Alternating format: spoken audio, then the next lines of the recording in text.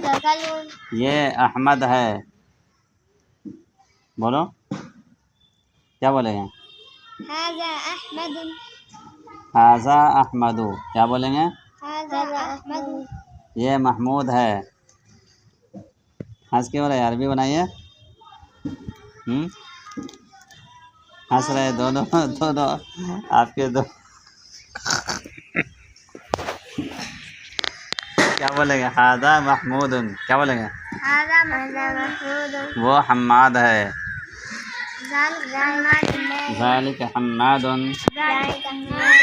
वो हामिद है। हाँ, ये टोपी है।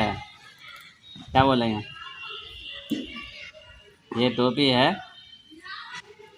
हाँ, टोपी की अरबी नहीं आती है? क़लंसुवतुन, टोपी। और कुर्ता को क्या बोलते हैं अरबी में? कमीसुन यानी कुर्ता। और सिरवालुन यानी पैजामा।